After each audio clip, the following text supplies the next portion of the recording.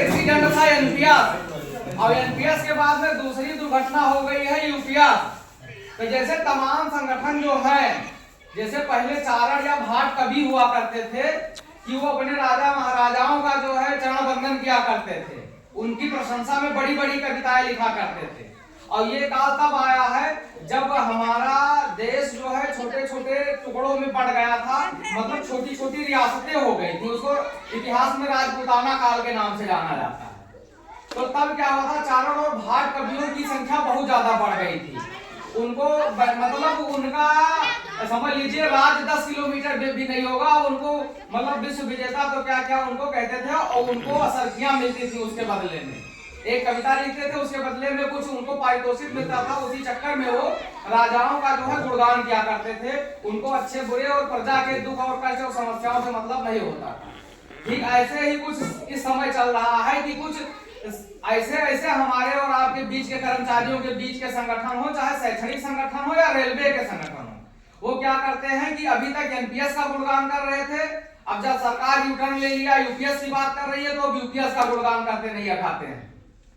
लेकिन हम लोगों को हकीकत ये जानना है कि ओपीएस का कोई तोड़ नहीं है, ओपीएस का कोई विकल्प नहीं है। इसीलिए हम सभी कर्मचारियों का एक संकल्प होना चाहिए, ओपीएस किसी के बहकावे में नहीं आना है। और संभावित है कि 1 अप्रैल को यूपीएस लागू करेगी सरकार, और 1 अप्रैल को यूपीएस सरकार लागू करेगी, और उस यूपीएस को लागू करने से पहले बड़े बड़े गुणगान भी किए जाएंगे जो किया जाता रहा।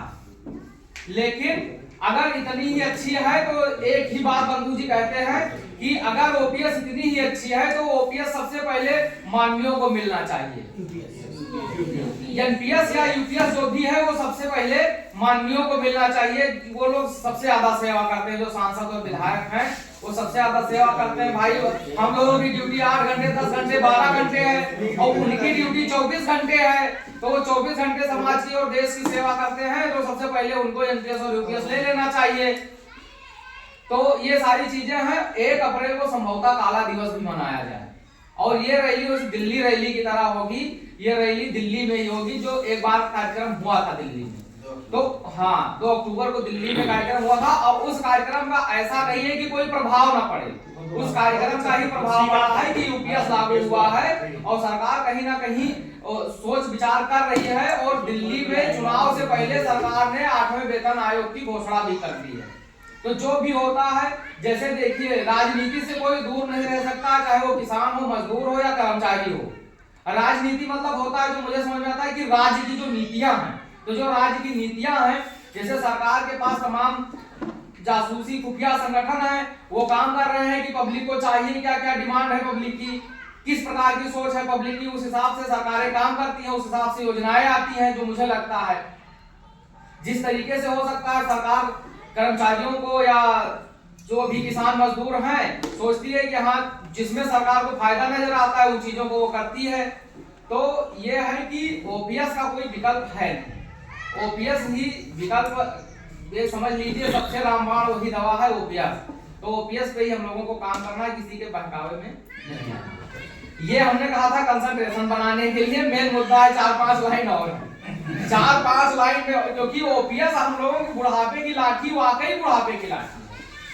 अब बंधु जी इसीलिए कहते हैं कि ओपीएस एक संकल्प है, उससे हम लोगों को भटकना नहीं है।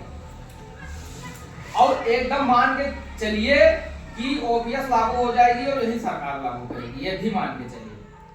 तो अभी जो इस संकुल मीटिंग के अगले चरण में है कि eco club for mission life. तो eco club for mission life के कुछ अंग हैं। उन eco club for mission life के कुछ अंग में है जैसे स्पोर्ट्स